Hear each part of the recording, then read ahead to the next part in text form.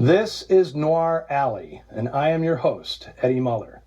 Every week I bring you a representative example of film noir, but today I'm presenting a film so singular, so weirdly ahead of its time, that it really isn't representative of anything, other than how unexpected and extraordinary a film can be when it's produced outside the mainstream and under the industry's radar.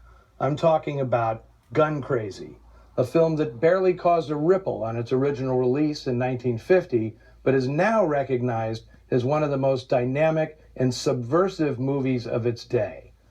Now, much of what's been written about Gun Crazy focuses on its director, Joseph H. Lewis, who shows off a brash and brilliant technique honed in the B-movie unit at Columbia Pictures.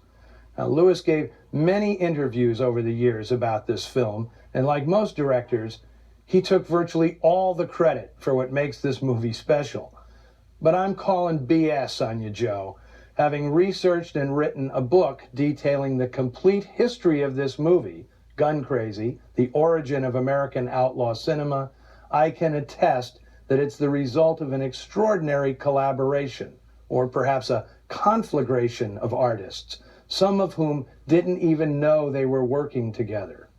Now, the driving force behind Gun Crazy was producer Frank King, who with his brothers Maurice and Herman carved out a niche for themselves producing B-movies, mostly for lowly monogram pictures.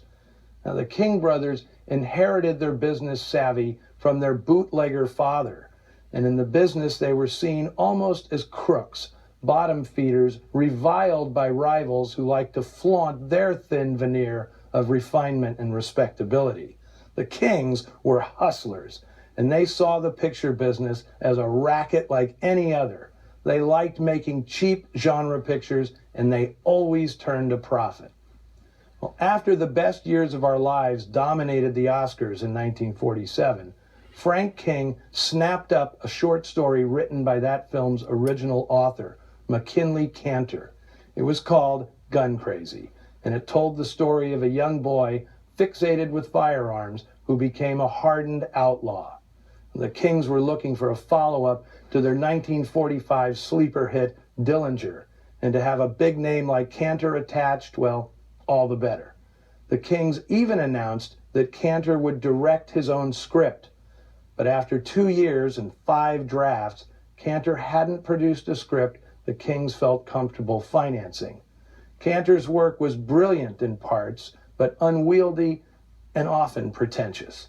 So the minute Frank King learned that Dalton Trumbo, one of the infamous Hollywood 10, was going to prison for contempt of Congress, he signed him up to salvage Gun Crazy.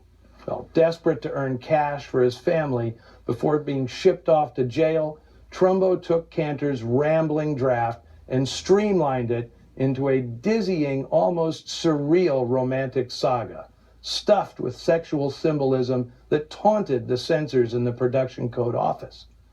Now, Joe Lewis did an exceptional job directing, but many of the film's most memorable sequences were scripted in vivid detail, both by Kanter and Trumbo. Now, how bizarre is it that McKinley Kanter, a hawkish anti-communist, died without knowing that it was Dalton Trumbo whose rewrite of Gun Crazy finally whipped it into filmable shape.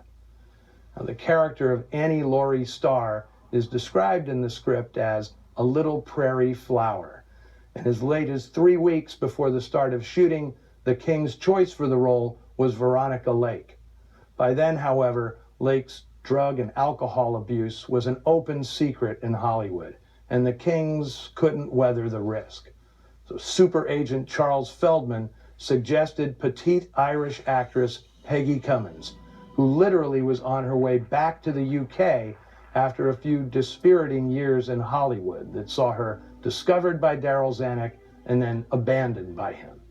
And Peggy's performance, her Hollywood swan song, would galvanize the Gun Crazy production and earn her lasting fame as the tiniest but most ferocious femme fatale in the history of film noir. So are you ready? Then buckle up for a delirious 86-minute crime spree, because we are about to go completely gun crazy.